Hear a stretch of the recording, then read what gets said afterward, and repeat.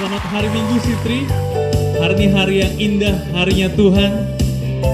Kita percaya bahwa firman Tuhan itu pelita bagi kaki kami dan terang bagi jalan kami. Mari saudara-saudara kami undang dimanapun kau berada. Mari kita memuji menyembah Tuhan pagi ini. Kita bersorak-sorai. Kita katakan Yesus engkau luar biasa. Come on.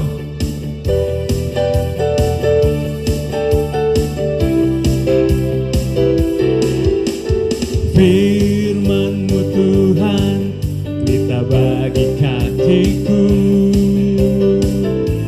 Janji-Mu terang bagi jalan-jalanku. Kebenaran-Mu menuntunku setiap hari. Ku menantikan-Mu, beri kekuatan baru. Ku kan terbang tinggi di awan bersama-Mu dalam kemuliaan. Sebab firman-Mu teguh menopang. Ku kan aman di dalam-Mu Tuhan.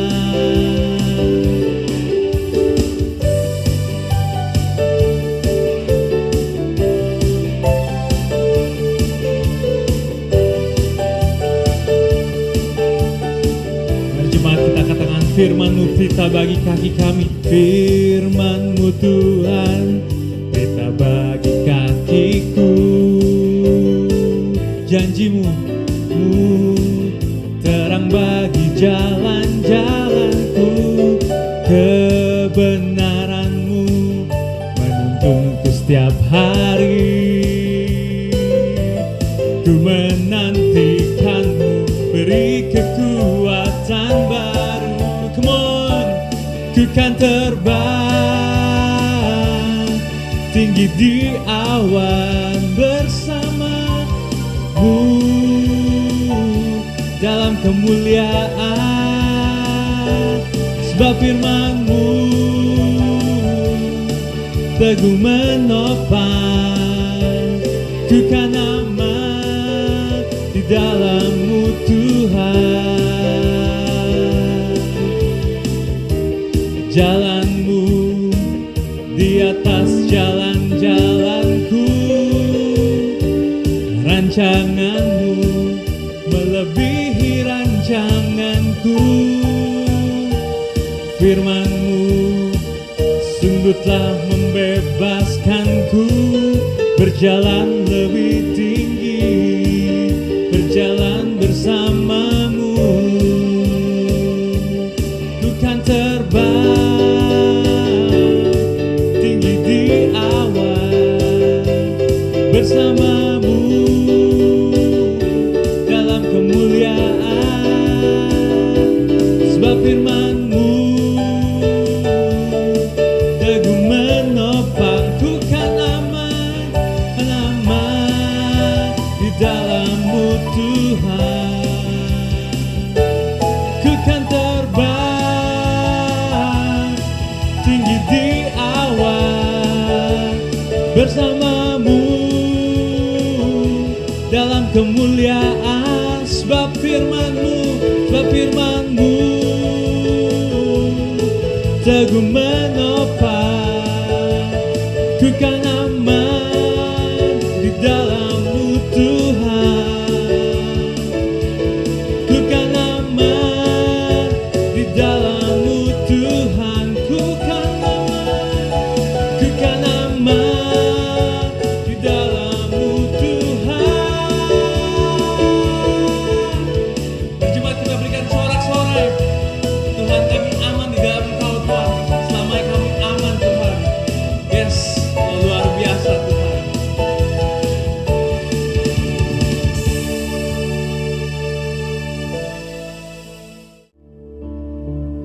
Yes Tuhan, terima kasih Tuhan. Bapa atas anugerah-Mu Tuhan. Atas karya keselamatan-Mu Tuhan. Yang luar biasa Tuhan. Atas perbuatan tangan-Mu dalam hidup kami Bapa. Tuhan, kami tersungkur Tuhan.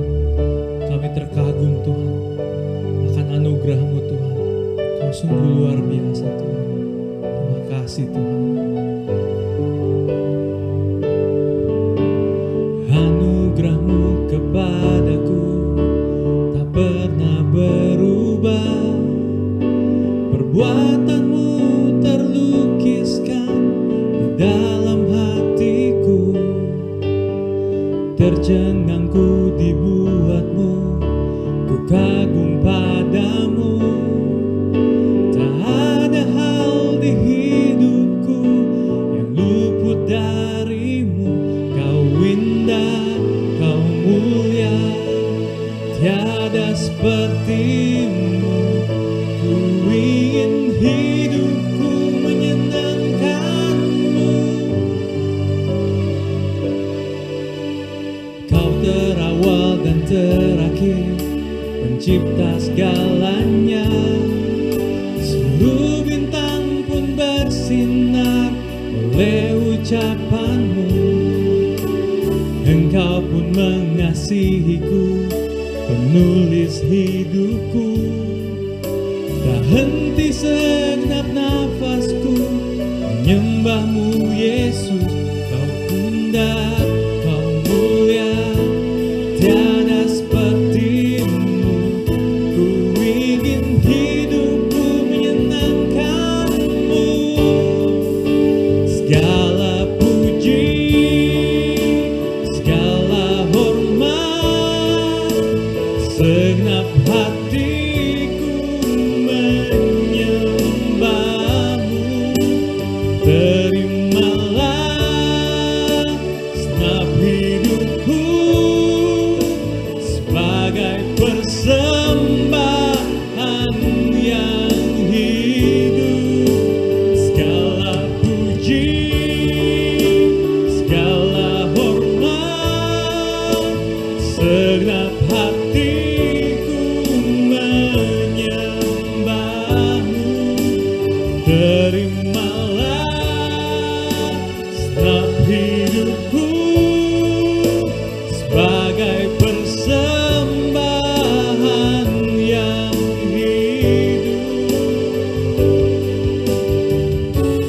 Bukan kehendakku,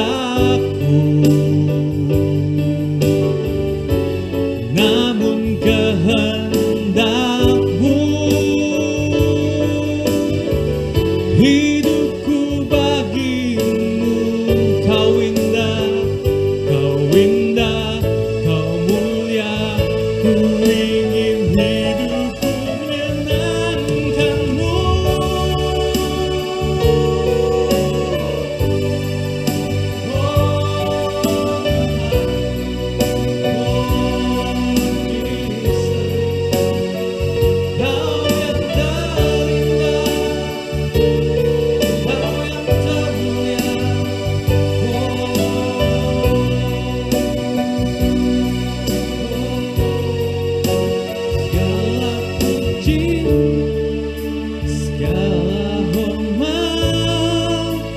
Segenap hatiku menyembah-Mu. Terimalah segenap hidupku sebagai persembahan yang hidup. Segala puji, segala hormat, segenap hatiku menyembah-Mu. Terimalah segenap hidupku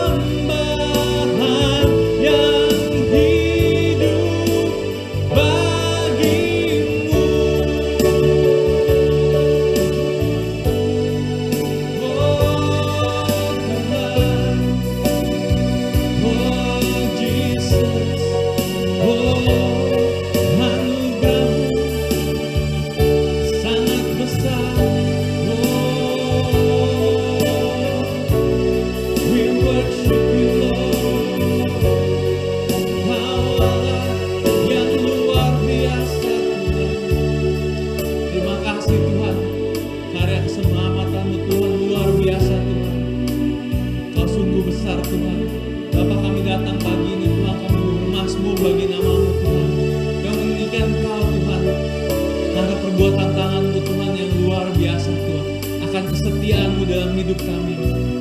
Mari jemaat, kita angkat suara kita dan kita bermazmur, kita bernyanyi untuk kebaikan Tuhan, untuk kasih setia, untuk kelemahan yang besar dalam hidup kita.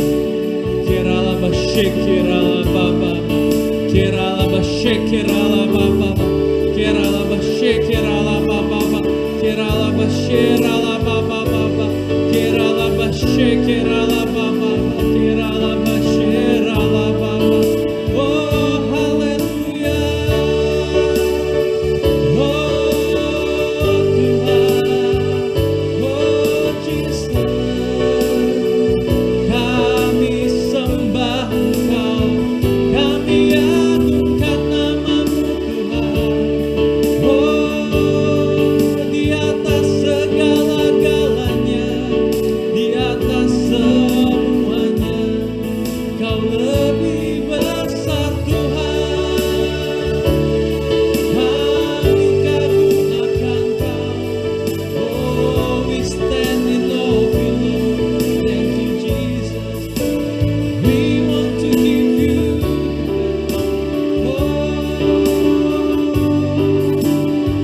Lord Jesus.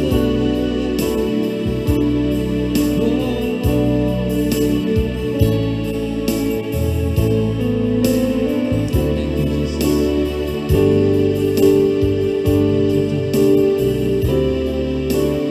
Ku beri yang terbaik bagimu,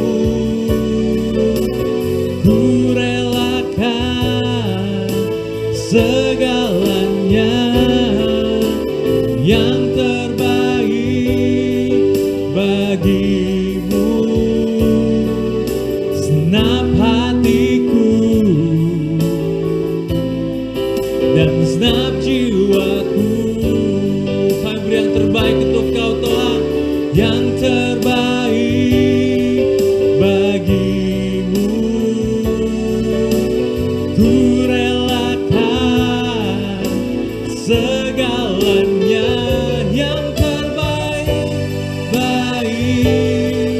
bagimu, senap hatiku dan senap jiwaku.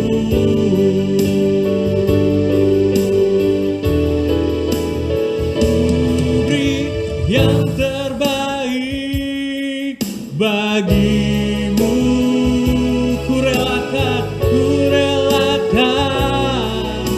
segalanya. Yang terbaik bagimu, senap hati kami, senap hatiku dan senap jiwaku. Kami beri yang terbaik untuk Kau Tuhan, yang terbaik bagimu. Ku relakan segalanya. Yang terbaik bagimu, senap hatiku dan senap jiwaku.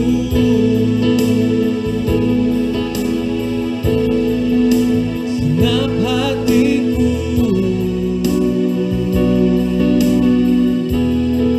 dan senap jiwaku. Terima kasih Tuhan. Terima kasih Tuhan, Kau baik Tuhan, Kau luar biasa dalam hidup kami Bapa. Tuhan, dengan apa kami membalas kebaikan-Mu Tuhan, selain kami memberi yang terbaik untuk Engkau Tuhan. Tuhan, hari ini Tuhan kami kembali datang Tuhan di hari Minggu ini Tuhan, kami berkumpul bersama keluarga kami, berkumpul bersama teman kami Tuhan. Bapa, kami mau meninggikan nama Engkau Tuhan. Kami mau kembali Tuhan untuk mendengar suara-Mu Bapa. Kami mau tahu Tuhan arahan-Mu dalam hidup kami Bapa. Tuhan, percaya Tuhan segala hal yang terjadi dalam hidup kami Tuhan, dari awal sampai sekarang Tuhan, tidak yang lepas Tuhan dari penglihatan-Mu Bapa. Kami tahu Tuhan rencana-Mu Tuhan ya dan amin dalam hidup kami Tuhan. Rancangan-Mu Tuhan, rancangan yang penuh damai sejahtera Bapa. Tuhan, apapun juga yang terjadi Tuhan, financial crisis Tuhan, health crisis Tuhan di sekitar kami Tuhan, tapi kami percaya Tuhan bersama Engkau Tuhan kami bisa melalui badai-badai ini Bapak hari ini Tuhan, tahu Tuhan ada kemenangan yang akan terjadi di tempat ini Tuhan, dimanapun kami berada Tuhan, ada breakthrough Tuhan dalam segala aspek dalam hidup kami Tuhan, dalam hidup jemaat-jemaat-Mu Bapa, dalam hidup gereja-Mu Tuhan, gereja Sitri, Victory Bapa. Tuhan kami berdoa Tuhan, untuk firman-Mu Tuhan dinyatakan Tuhan, dan firman-Mu Tuhan menjadi rema Tuhan, firman-Mu Tuhan menjadi bekal Bapa bagi kami Tuhan, untuk kami melangkah Tuhan ke depan Bapa. Terima kasih Tuhan, kami mendengarkan firman-Mu Bapa. Kami juga memberi yang terbaik untuk Engkau Tuhan, untuk hati kami Tuhan, untuk effort kami Tuhan, untuk financial kami Tuhan, memberi yang terbaik untuk Engkau juga Bapa. Terima kasih Bapa. Hanya dalam nama Yesus kami bersyukur, mari percaya katakan amin. Selamat hari Minggu, selamat mendengarkan firman Tuhan. Sebelum itu kita akan mendengarkan sharing persembahan yang akan dibawakan oleh saudara Rini. Tuhan berkati. Shalom teman-teman Sitri sekalian, kembali lagi bersama saya Rini Kurniawati. Hari ini sebelum kita memberi persembahan, saya ingin memberikan sedikit sharing yang terambil dari Lukas 12 ayat 16 sampai 21. Kita baca sama-sama ya.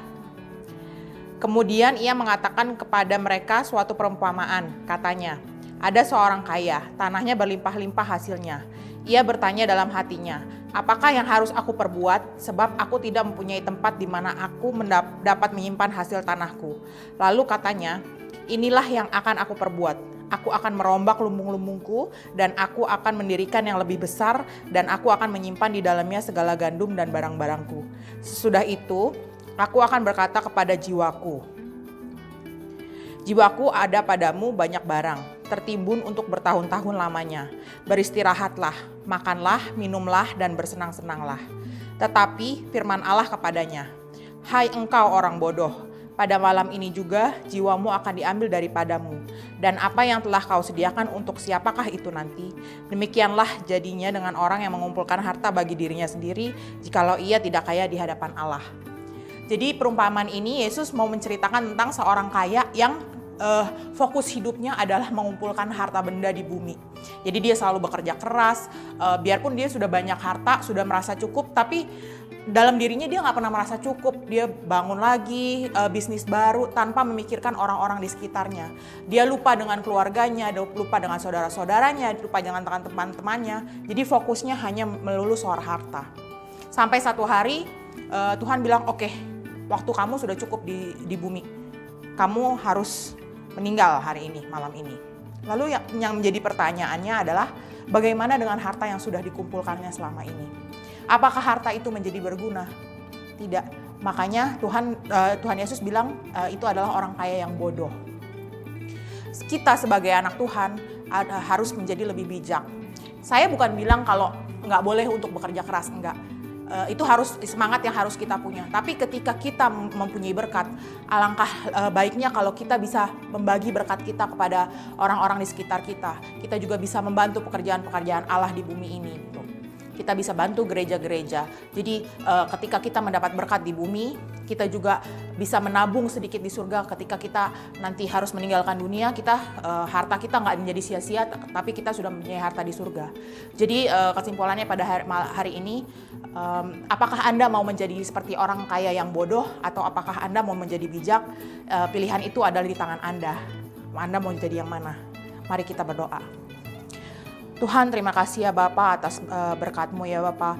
Tuhan, kalau pada hari ini ya Bapa, kami ingin membagi sebagian dari berkat kami Tuhan yang sudah kami terima untuk memperkaya kerajaan-Mu ya Bapa. Biarkan Tuhan kami bisa memiliki kerelaan Tuhan untuk memberkati pekerjaan-Mu di bumi ini ya Bapa. Terima kasih Tuhan, ke dalam tangan-Mu kami serahkan semuanya ya Bapa. Di dalam nama Tuhan Yesus kami sudah berdoa dan mengucap syukur. Amin. Shalom. Shalom, apa kabar semuanya? Saya berharap Anda dalam keadaan yang baik-baik saja. Sekalipun banyak orang mengatakan ini adalah masa krisis, tapi saya berharap justru dalam masa krisis ini Anda bisa tampil dengan cemerlang di hadapan Tuhan. Ingat, krisis tidak membentuk siapa kita, tetapi krisis justru memunculkan apa yang ada di dalam kita, apa yang kita bangun selama ini. Dan saya berdoa supaya kita semua menemukan bahwa apa yang kita bangun itu semua adalah keilahian. Itulah yang diperlukan dunia. Dunia perlu melihat itu ada di dalam kita semua. Amin. Nah, hari ini saya akan berbicara tentang Lukas 9 ayat 23 sampai 26. Ya, mari kita bersama buka ayatnya, lalu kita boleh baca bersama ya. Lukas 9 ayat 23 sampai 26. Firman-Nya berkata seperti ini. Katanya kepada mereka semua, setiap orang yang mau mengikut aku, ia harus menyangkal dirinya, memikul salibnya setiap hari dan mengikut aku. Karena barang siapa mau menyelamatkan nyawanya, ia akan kehilangan nyawanya. Tapi barang siapa kehilangan nyawanya karena aku, ia akan menyelamatkannya. Apa gunanya seorang memperoleh seluruh dunia, tapi ia membinasakan atau merugikan dirinya sendiri? Sebab barang siapa malu karena aku dan karena perkataanku, Anak Manusia juga akan malu karena orang itu. Apabila dia datang kelak dalam kemuliaannya dan dalam kemuliaan Bapa dan malaikat-malaikat kudus. Itu perkataan Tuhan Yesus sendiri. Tetapi ada yang mau kita highlight di sini bersama dari ayat 23-nya. Apa kata ayat tersebut tadi? Ya, kata Yesus kepada mereka semua. Nah, ini Yesus lagi ngomong sama orang-orang yang ada di hadapannya dan dia berkata, dia menyodorkan seakan-akan sebuah syarat. Kalau orang-orang itu, bahkan kita sekarang yang mendengar firman itu, ingin mengikut dia, aka ingin menjadi murid Yesus. Ternyata begini Bapak Ibu, menjadi muridnya, menjadi pengikutnya, itu ada syaratnya. Dan Yesus bilang di dalam firman itu, setiap orang yang mau ikut aku, jadi murid aku. Yang pertama begini, dia harus menyangkal dirinya. Seseorang harus menyangkal dirinya. William Barclay di dalam bukunya mengingatkan kita soal waktu Petrus menyangkal Yesus. Ya, apa yang Petrus katakan waktu Petrus sedang menyangkal Yesus? Dia bilang begini, aku tidak kenal orang itu. Itu pernyataan Petrus tentang Yesus. Ya, aku tidak tahu apa-apa tentang orang ini. Berarti begini, menyangkal adalah menyatakan bahwa kita tidak kenal dengan sesuatu atau dengan orang itu. Menyangkal berarti kita tidak mempunyai hubungan apa-apa dengan sesuatu atau dengan orang itu. Menyangkal diri berarti begini, aku tidak mengenal diriku. Aku tidak punya hubungan apa-apa lagi dengan diriku. Berarti begini, memperlakukan diri seperti tidak penting lagi. Disregard his own interest. Itu yang dimaksud dengan menyangkal diri. Apa yang disangkal? Kehendak. Apalagi yang disangkal? Kepentingan. Apalagi yang disangkal? Agenda-agenda yang dibangun dari diri sendiri dan demi memenuhi kepentingan diri sendiri. Itu yang disangkal. Itu yang ibaratnya dikatakan, aku tidak tahu itu lagi. Hal ini berarti memperlakukan diri seperti tidak penting lagi. Kenapa? Karena saat kita memutuskan untuk mengikut Yesus, kita memutuskan bahwa my interest is not important anymore. But Jesus' interest is what is now for me.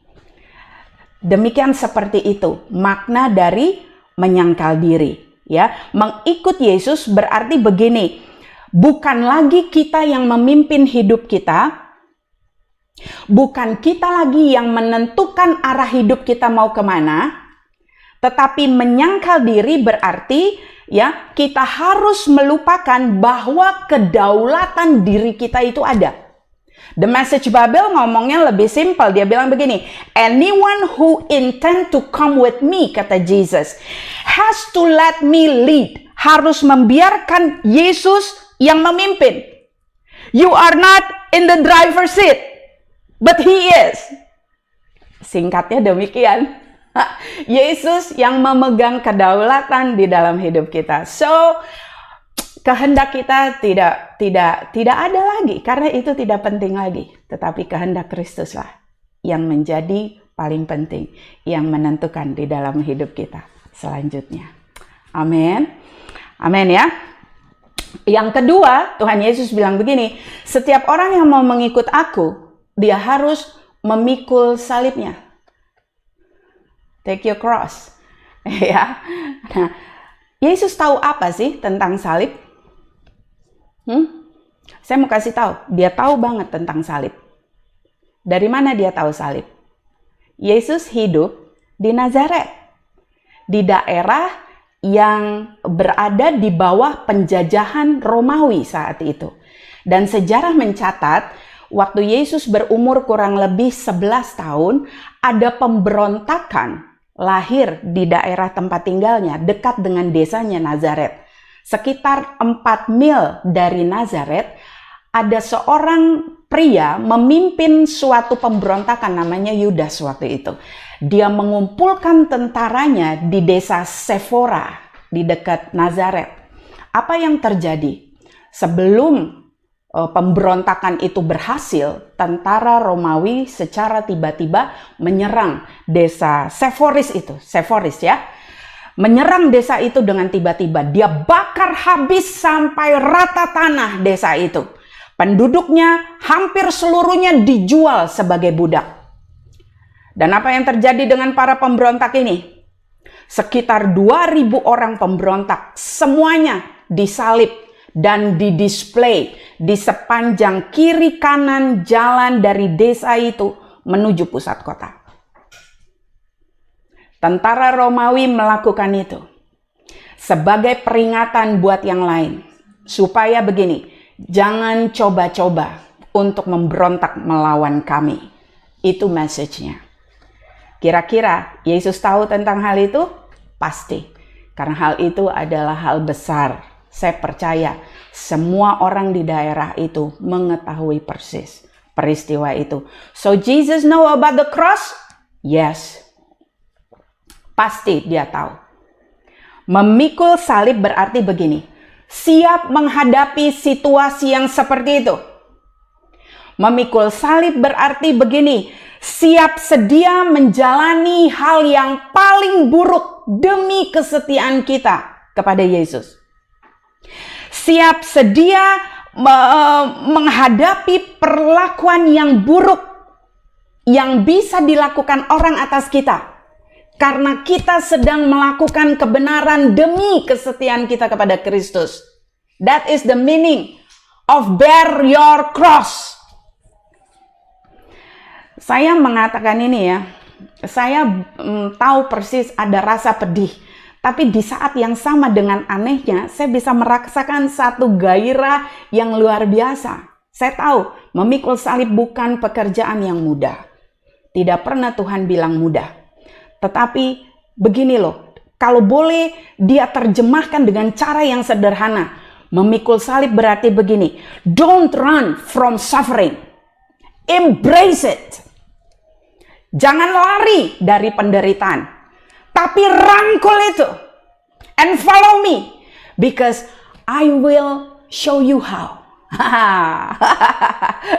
Saya seneng ya kalau sama Yesus, kalau dia kasih perintah, suatu perintah ya, sekalipun perintah itu kita rasa berat untuk kita tanggung, tapi begini, dia ada di depan kita. Dia menunjukkan caranya, dia sudah jadi contoh buat kita terdahulu. Itu yang membuat saya pribadi tidak takut akan memikul salib, karena saya tahu sekalipun penuh penderitaan, tapi saya percaya dan saya tahu persis dia ada di depan saya. Jadi contoh, bukan hanya buat saya, tapi buat Anda juga.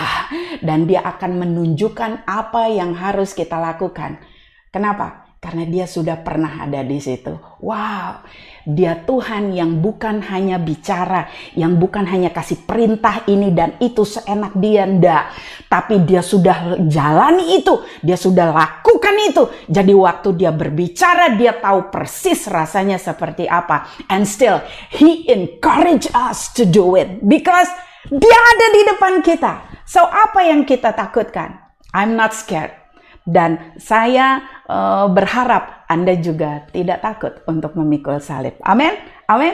Ya, dan ayat tersebut ya, setiap orang yang mau ikut aku, ia harus menyangkal dirinya, memikul salibnya setiap hari dan mengikut aku. Itu tidak bisa lepas dari ayat selanjutnya, ayat 24 bilang begini, karena barang siapa mau menyelamatkan nyawanya, dia akan kehilangan nyawanya. Tapi barang siapa kehilangan nyawanya karena aku, kata Yesus, ia akan menyelamatkannya. Ini tidak bisa lepas. Ya, sederhana. Sebab banyak orang memiliki prinsip hidup begini loh.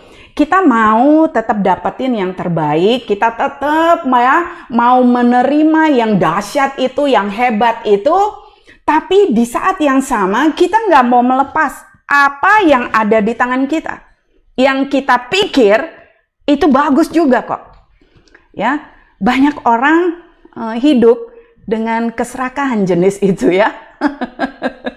Mau terima yang bagus, tapi yang ini juga ya nggak mau dilepas. Itu tidak berlaku dalam perjalanan bersama Yesus. Ya, sebab begini, nyawa itu bukan hanya bicara soal nyawa letterlek ya, nyawa nafas hidup ini ya, enggak ya. Mungkin kita juga akan kehilangan itu karena Kristus, who knows. Tapi nyawa di sini itu juga berbicara soal sesuatu yang berharga buat kita gitu loh. Sesuatu yang sangat kita pegang erat-erat karena dia penting dan sangat bernilai buat kita. Itu juga termasuk pengertian nyawa di sini. So, apa nyawa kita? Nyawa saya dulu itu reputasi saya. Saya dibesarkan ya dalam keluarga tentu yang tidak kenal Kristus pada mulanya. Nah, dari kecil papa saya selalu menanamkan nilai-nilai, konsep-konsep, standar-standar yang dia pandang baik. Karena papa saya juga tidak mengenal kebenaran. Salah satunya yang dia lakukan atas saya adalah dia menanamkan satu gairah kompetitif di dalam saya. Saya terbiasa untuk berjuang, saya terbiasa didorong, dipacu untuk menjadi yang terbaik. Saya terbiasa untuk menjadi di depan. Saya terbiasa untuk begini, jadi yang paling penting di antara satu kumpulan. Saya terbiasa untuk memberikan perintah. Saya terbiasa oleh karena itu hidup begini. Semua harus seturut dengan kehendak saya. Karena itu yang ditanamkan, itu yang diajarkan. Ya. Waktu saya bertobat, kenal Kristus, itu nyawa saya tuh. Konsep mengalah itu sesuatu yang cukup asing buat saya. Karena dalam rangka berkompetisi, kami biasa berargumentasi. Dan kami tidak takut untuk melakukan itu ya. Ya, tiba-tiba di dalam kebenaran, barang siapa rela kehilangan nyawanya, ia akan mendapatkannya. Sering kali saya diperhadapkan dengan begini, sekalipun pendapatmu benar, ya, tetapi saya harus mengalah. Wow, itu tidak mudah. Itu nyawaku. Itu yang kuanggap penting. Menang dalam perdebatan, menang dalam argumen. Ngomong soal sangkal diri, pikul salib, nggak usah yang yang besar-besar dulu deh. Yang hari-hari, yang kecil-kecil. Tapi sering kali kita luput untuk bangun itu. Mulai dari situ dulu deh. Ya. Saya jadi latihan dan terus melatih diri untuk bilang begini, ya sudahlah. Saya tahu saya benar, tapi tidak selamanya saya harus menang. Ada kalanya Tuhan ajar saya untuk begini, let go. Oke. Setiap hari. kehilangan nyawa. Jadi begini, apa nyawa kita? Coba pikirkan. Ada orang yang nyawanya itu hartanya loh. Karena dia merasa dia udah cari dengan sedemikian rupa, dengan segala kekuatannya. Alasannya bisa macam-macam, alasannya tidak selalu jahat ya. Kadang-kadang baik juga untuk mempersiapkan anak-anak kami kelak sebagai tabungan keluarga dan sebagainya. But, kalau itu menempati urutan lebih tinggi daripada Kristus di dalam pikiran dan hati kita, berarti itulah nyawa kita, ya. Dan bukan hanya kompetisi. Papa saya dulu menanamkan juga suatu prinsip yang ya sekarang kedengaran menggelikan ya, tapi dulu itu prinsip yang kami kenal, ya. Dia bilang begini, kalau kamu ngadepin orang, Ca, ingat, orang itu bisa dibeli kok. Asal kamu ada uang, kasih dia uang, dia akan bergerak seperti yang kamu mau. Dan celakanya, waktu saya praktekkan itu, terjadi lagi. Minta ampun ya. Jadi saya makin merasa bahwa konsep itu benar gitu. Ya, bayangkan, saya hidupi itu bertahun-tahun, berkali-kali. Saya hidupi itu. Tanpa mengetahui bahwa ternyata konsep seperti itu sangat berlawanan dengan kebenaran. Jadi waktu saya kenal kebenaran, minta ampun, mengerikan, banyak nyawa hal yang saya pandang berharga harus saya buang. Belum lagi waktu saya masuk ke dalam pernikahan, ya. Saya pikir Anda sudah bertemu ya dengan suami saya ya. Lihat ya suami saya itu kan ya, kita ibarat beda langit dan bumi ya. Ya, suami saya kan Anda lihat kind, demure gitu ya, sweet, so patient gitu ya orangnya ya. Sementara Anda melihat saya ya, kita udah beberapa kali ketemu ya, menggelegar gitu ya. Saya tidak terbiasa untuk calm gitu. Sementara suami saya itu ya, so calm, so nice gitu ya. Nah, kita beda langit dan bumi. Jadi waktu masuk ke dalam pernikahan, minta ampun, saya banyak kagetnya gitu ya. Yang suami dia, yang istri saya. Tapi berkali-kali saya dihadapkan dengan peristiwa di mana begini, saya mempertaruhkan rasa hormat saya kepada dia sebagai seorang istri terhadap suaminya. Ya, saya bisa lihat, waktu dia ambil keputusan, saya tahu ya, kadang-kadang ya, saya merasa bahwa keputusan yang dia ambil ini tidak tepat ini, gitu. Tapi pertempuran saya tahu bukan melawan suami saya, tapi saya bertempur melawan diri saya sendiri. Saya harus menyangkali diri saya sebagai seorang istri yang mau tetap mempertahankan firman. Hal itu seperti itu ya, setiap hari diuji sampai hari ini. Jadi pekerjaan menyangkal diri, pekerjaan memikul salib itu bukan hanya pekerjaan 1-2 tahun pertama pertobatan, selama 5 tahun pertobatan, atau bahkan karena kita merasa sudah 30 tahun nih saya ikut Yesus, udah dong. Enggak, setiap hari kata Yesus. Kalau Anda baca di bahasa, nggak usah yang muluk-muluk lah ya, bahasa Inggris aja, itu ada kata keterangan. Setiap orang yang mau mengikut aku, ya, ia harus menyangkali dirinya, memikul salib daily, setiap hari. Jadi itu pertempuran setiap hari. Itu hanya baru di dalam pernikahan.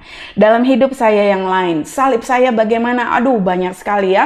Ya, karena berjalan dalam kebenaran, berubah dari cara hidup yang lama, gaya hidup yang lama, kita masuk ke dalam gaya hidup yang baru, gaya hidup kebenaran, gaya hidup Kristus. Mulai dari hal-hal terkecil sampai keputusan-keputusan besar. Berubah. Ya, dan itu sangat menarik perhatian orang-orang yang ada di sekeliling saya. Sangat menarik perhatian teman-teman di sekeliling saya. Apa yang terjadi? Saya banyak kehilangan teman. Saya jadi banyak kehilangan orang-orang yang selama ini berjalan bersama. Bukan hanya teman-teman lama saya ya, yang gaya hidupnya gaya manusia lama juga, enggak. bahkan sesama orang percaya. Tetapi kalau mereka menemukan, aduh, lu kok begitu banget ya gitu. Biasa-biasa aja deh, ini kan kecil, hanya kompromi kecil, tidak apalah, tidak esensial. Hey, tapi itu tidak sesuai dengan firman Tuhan. Saya tidak mau bergeming lagi soal itu. Saya tidak mau berkompromi soal itu. Untuk mempertahankan hal itu, saya kehilangan juga teman-teman orang percaya. Buat saya jadi begini, bearing my cross, deny myself, kehilangan nyawa yang saya punya, kehilangan hal yang berharga yang saya punya, itu sangat mahal harganya. Tapi saya mau kasih tahu, di saat yang sama,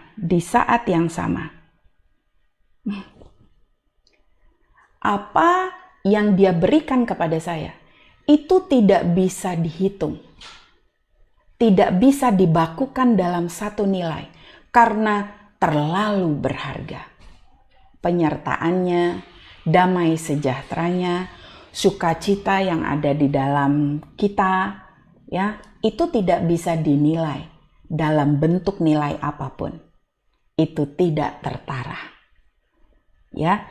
Jadi begini, saya tidak mau lagi kembali ke masa lalu saya, kembali ke cara-cara hidup saya yang lama. Kenapa? Karena saya sudah memutuskan untuk mengikut Yesus. Dan waktu saya memutuskan untuk mengikut Yesus, saya beserta kepentingan saya, agenda pribadi saya nggak penting lagi. Karena kehendak Yesus dalam hidup saya, itu yang paling penting. Kehendak Yesus bagi hidup saya, itu sekarang yang penting buat saya.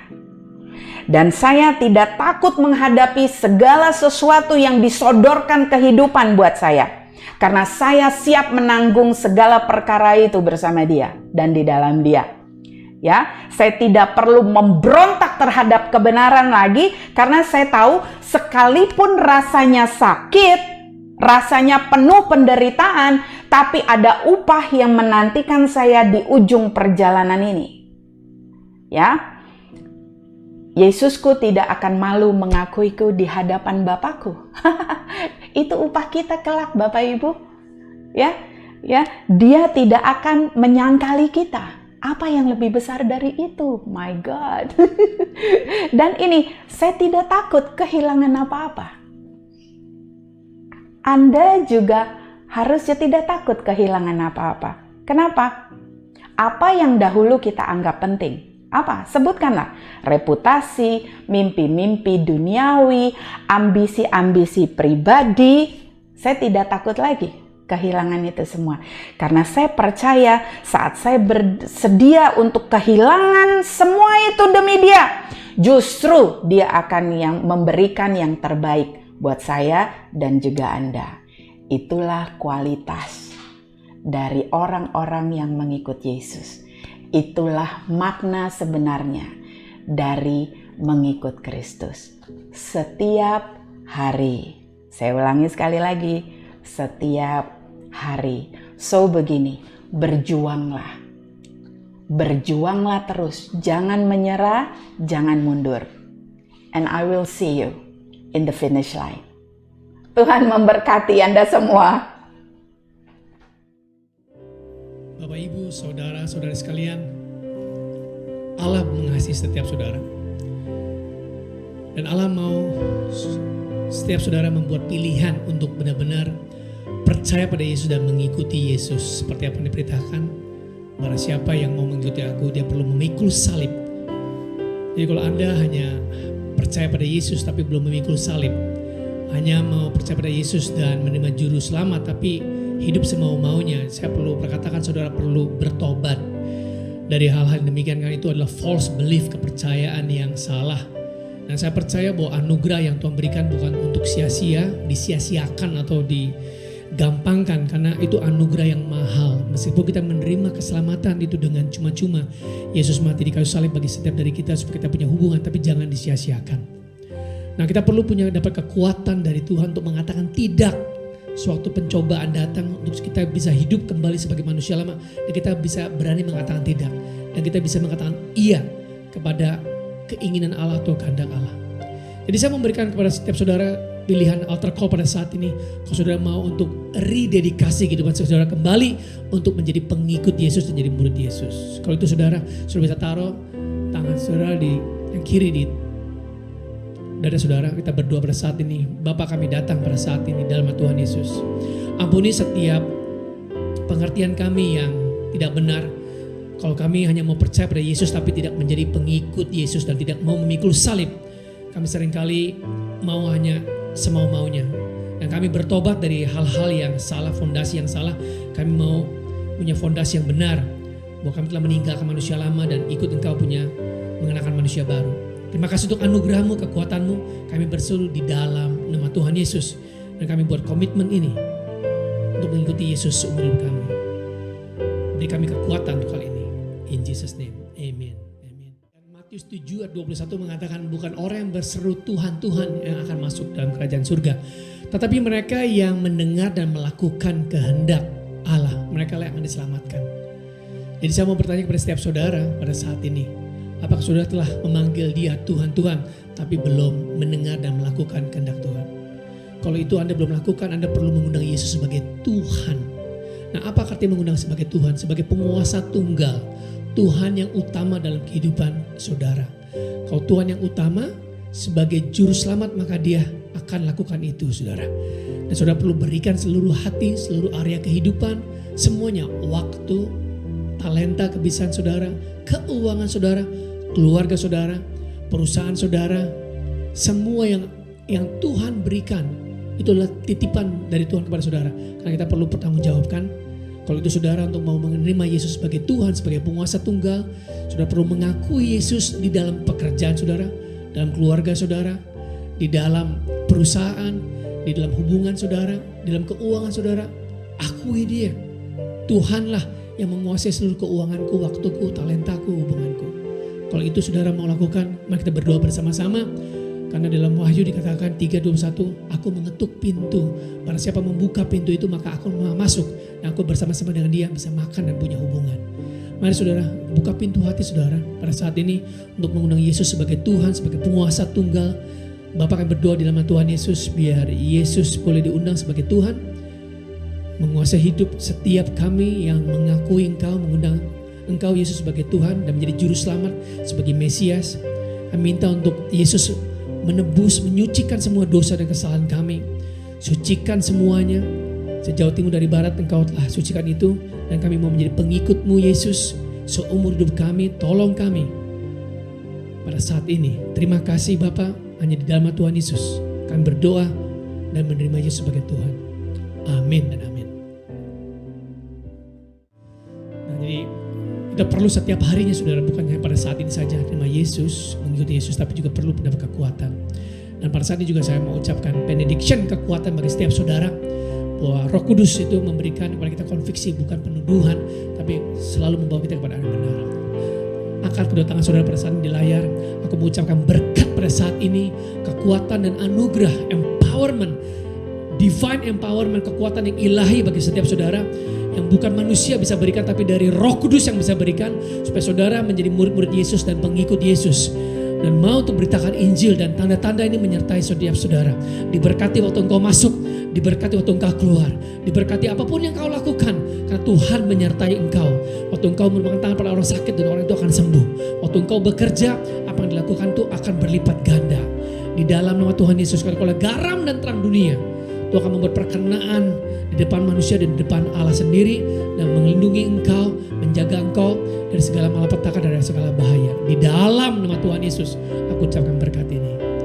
Amin dan amin. Sampai bertemu lagi dalam Zoom, dalam Connect Group pertemuan, dan juga dalam pertemuan ibadah online. Amin.